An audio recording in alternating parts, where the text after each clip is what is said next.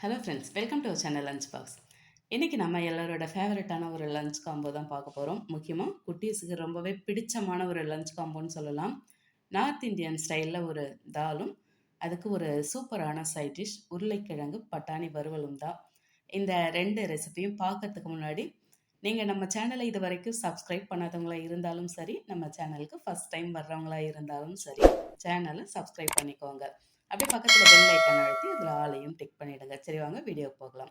First நம்ம தால் பண்ணுறதுக்கு துவரம்பருப்பு ஊற வச்சுருவோம். 3/4 கப்பு துவரம்பருப்பு எடுத்து கழுவிட்டு அதை ஊற வச்சாச்சு. இப்போ இதை நம்ம தண்ணியை வடிச்செடுத்து ஒரு குக்கரில் சேர்த்துட்டு அது கூடவே 1/2 ஸ்பூன் சீரகம், 1/4 ஸ்பூன் பெருங்காயத்தூள், 1/2 ஸ்பூன் மஞ்சள் தூள், 1/2 ஸ்பூன் நெய் சேர்த்துட்டு முழுகிற அளவு தண்ணியை சேர்த்து ஒரு முறை கலந்து விட்டுட்டு நல்லா குழைய நம்ம வேக வச்சு எடுத்துருவோம்.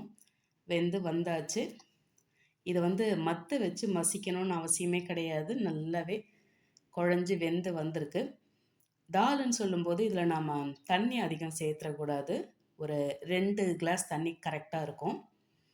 நம்ம தண்ணியை சேர்த்து கரைச்சி வச்சுக்கலாம். இந்த மாதிரி தால் பண்ணும்போதோ இல்லாட்டி சாம்பார் பண்ணும்போதோ பருப்பை ஒரு 1/4 மணி நேரமாச்சும் ஊற வச்சுட்டு அதுக்கப்புறம் சேர்த்துக்கோங்க. அது சீக்கிரமாகவே வெந்து வந்துடும். பருப்பும் நிறைய கிடைக்கும் நமக்கு. இப்போ ஒரு பாத்திரம் சூடு பண்ணி அதில் 3 டேபிள் ஸ்பூன் எண்ணெய் விட்டுட்டு கூடவே 1 ஸ்பூன் நெய் விட்டுக்கலாம். எண்ணெயும் நெய்யும் சூடான பிறகு 1 ஸ்பூன் உளுந்து, 1 ஸ்பூன் சீரகம், 1 ஸ்பூன் கடுகு, பெருங்காயம் 1/4 ஸ்பூன் சேர்த்து எல்லாத்தையும் நல்லா பொரிய வச்சுருவோம். எல்லாமே நல்லா பொரிஞ்சு வந்தாச்சு. இப்போ இது கூடவே 3 காஞ்ச மிளகாவை கிள்ளி போட்டு சேர்த்து அதையும் பொரிய வச்சுக்கலாம். ஃபஸ்ட்டே சேர்த்துட்டா கருத்து போயிடும். அதனால தான் நம்ம கொஞ்சம் லேட்டாக சேர்க்குறோம். இப்போ இதில் 1 கப்பு நல்ல பொடி பொடியாக கட் பண்ண வெங்காயம் சேர்த்து அதை நல்லா சாஃப்டாக வதக்கி விட்டுருவோம்.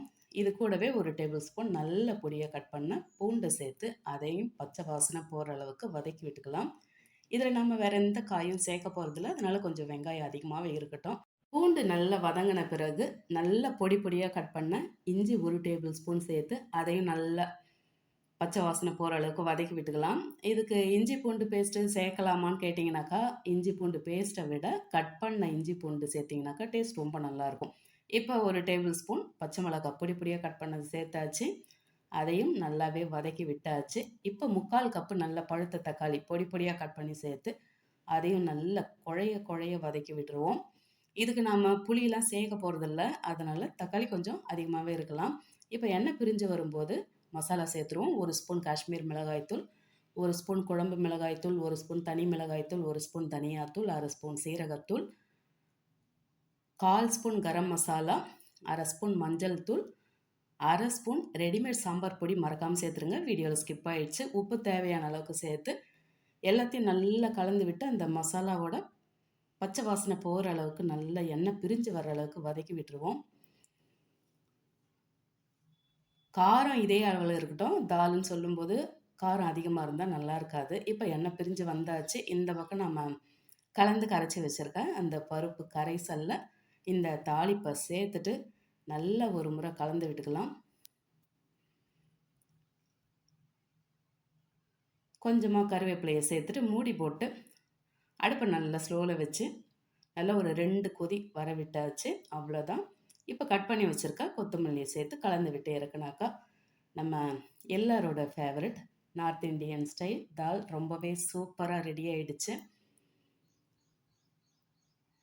இந்த பதத்துக்கு இருக்கலாம். இதை விட இன்னும் கெட்டியாக இருந்தாலும் நல்லாயிருக்கும். ஆனால் இதை விட தண்ணி ஆகிட வேண்டாம். சரி, வாங்க நம்ம இப்போ உருளைக்கிழங்கு பட்டாணி வறுவல் போயிடுவோம்.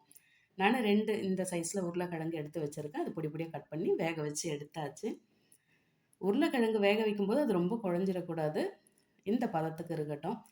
இப்போ நம்ம அடுப்பில் ஒரு பாத்திரத்தை சூடு பண்ணிவிட்டு அதில் 3 டேபிள் ஸ்பூன் எண்ணெய் விட்டுக்கலாம். இதில் 1 ஸ்பூன் உளுத்தம்பருப்பு, 1/2 ஸ்பூன் சீரகம், 1 ஸ்பூன் கடுகு, கொஞ்சமாக பெருங்காயத்தில் சேர்த்து எல்லாத்தையும் நல்லா பொரிய வச்சுக்கலாம்.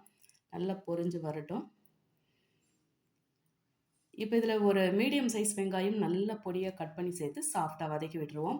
இந்த உருளைக்கிழங்கு பட்டாணி வறுவலுக்கு வெங்காயம் தக்காளி அதிகம் சேர்க்க வேண்டாம். 1 டேபிள் ஸ்பூன் துருவின பூண்டு சேர்த்து அதை நல்லா கலந்து வதக்கி விட்டுக்கலாம். இப்போ 1 டேபிள் ஸ்பூன் துருவின இஞ்சி சேர்த்துட்டு அதையும் நல்லா வதக்கி விட்டுருவோம். இப்போ இஞ்சும் பூண்டும் நல்லா வதங்கி வந்தாச்சு. ஒரு சின்ன தக்காளி நல்ல பொடி பொடியாக கட் பண்ணி சேர்த்து அதையும் நல்லா கலந்து வதக்கி விட்டுக்கலாம். இப்போ தக்காளி நல்லா வதங்கி வரட்டும். எண்ணெய் பிரிஞ்சு வரும்போது கருவேப்பிலை சேர்த்தாச்சு. அரை கப்பு ஃப்ரெஷ்ஷான பட்டாணி சேர்த்து அதையும் நல்லா கலந்து வதக்கி விட்டுருவோம். நீங்கள் காஞ்ச பட்டாணி சேர்க்குறதா இருந்தால் அதை ஊற வச்சு வேக வச்சுட்டு சேர்த்துக்கலாம். இப்போ இதில் மசாலா சேர்த்துக்கலாம். 1 ஸ்பூன் காஷ்மீர் மிளகாய்த்தூள், 1½ ஸ்பூன் குழம்பு மிளகாய்த்தூள், 1 ஸ்பூன் தனியாத்தூள், 1/4 ஸ்பூன் சீரகத்தூள், உப்பு தேவையான அளவுக்கு சேர்த்து இப்போ எல்லாத்தையும் நல்லா கலந்து மிக்ஸ் பண்ணி விட்டுக்கலாம். இதுக்கு நான் மஞ்சள் தூள் சேர்க்கலை, ஏன்னா இது கொஞ்சம் ரெட்டிஷாகவே இருக்கட்டும். இப்போ எல்லாத்தையும் நல்லா கலந்து விட்டாச்சு. வேக வச்சுருக்க உருளைக்கிழங்கும் சேர்த்து நல்லா இந்த உருளைக்கிழங்குல மசாலா நல்லா கோட்டாகி வரட்டும். நல்லாவே பரட்டி விட்டுக்கலாம். இந்த உருளைக்கிழங்கு இதில் வந்து குழையக்கூடாது. ரொம்ப குழஞ்சிடுச்சுன்னா உருளைக்கிழங்கு பட்டாணி தொக்கு மாதிரி ஆகிடும். இப்போ மசாலா நல்லா கலந்து வர்றதுக்கு கொஞ்சம் போல் ஒரு 3 டேபிள் ஸ்பூன் போல் தண்ணியை சேர்த்து அதையும் நல்லா கலந்து மிக்ஸ் பண்ணி விட்டுருவோம். இந்த தண்ணி வந்து நம்ம மசாலா ஒன்றா கலக்கிறதுக்கு மட்டும்தான் நம்ம சேர்க்குறோம். மற்றபடி அந்த உருளைக்கிழங்குல அப்படியே முழுசாக இருக்கட்டும். இப்போ இதை மூடி போட்டு ஒரு 2 நிமிஷம் அப்படியே வச்சுக்கலாம். 2 நிமிஷம் கழித்து அந்த பச்சை வாசனை போய் மசாலாலாம் ஒன்றா நல்லா கலந்து வந்த பிறகு கட் பண்ணி வச்சுருக்க கொத்தமல்லியை தூவி நல்லா கலந்து விட்டு இறக்குனாக்கா நம்மளோட உருளைக்கிழங்கு பட்டாணி வறுவல் ரொம்பவே சூப்பராக ரெடி ஆகிடுச்சு. நல்லா பார்க்கவே அழகாக அட்ராக்ஷனாக இருக்குது. உருளைக்கிழங்குலாம் முழுசாக அப்படியே சாப்பிட்லாம் போல் இருக்குது. இந்த உருளைக்கிழங்கு பட்டாணி மசாலாவை பார்க்கும்போது நமக்கு சட்டுன்னு தயிர் சாதம் தான் ஞாபகத்துக்கு வரும். நல்ல குழைய தயிர் சாதத்தை கூட இந்த உருளைக்கிழங்கு பட்டாணி மசாலா வச்சு சாப்பிடும்போது அப்படியே சொர்க்கமே கண்ணில் இருக்கிற மாதிரி இருக்கும். தவிர சப்பாத்திக்கும் ரொம்பவே நல்லாயிருக்கும். ஒரு அர்ஜெண்ட்டான டைமில் நம்ம சாம்பார் பண்ணணுன்னாக்கா கண்டிப்பாக டைம் எடுக்கும். காய்கறி கட் பண்ணி வதக்கி புளியை கரைச்சி அதுக்கு ஒரு தாளிப்பை தந்துன்னு சொல்லிட்டு அது பெரிய ப்ராசஸாக போகும்.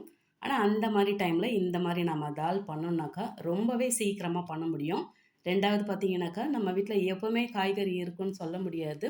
ஆனால் எப்போவுமே வீட்டில் இருக்கிற இந்த வெங்காயம், தக்காளி, இஞ்சி பூண்டு வச்சு இந்த மாதிரி சூப்பரான ஒரு தால் ரொம்பவே குறைவான நேரத்தில் பண்ண முடியும். அதனால் நீங்களும் ரொம்பவே ஈஸியான ரொம்ப குறைவான டைமில் பண்ணக்கூடிய இந்த lunch combo North Indian style தாலையும் உருளைக்கிழங்கு பட்டாணி வறுவலையும் செய்து வீட்டில் இருக்கவங்களுக்கு தந்து நீங்களும் சாப்பிட்டு எப்படி இருந்ததுன்னு மறக்காமல் கமெண்ட்டில் சொல்லுங்கள். ரெசிபி பிடிச்சிருந்தா லைக் பண்ணி அப்படியே இந்த வீடியோவை உங்கள் ஃபேமிலி அண்ட் ஃப்ரெண்ட்ஸுக்கு ஷேர் பண்ணிக்கோங்க. தேங்க்ஸ் ஃபார் வாட்சிங்.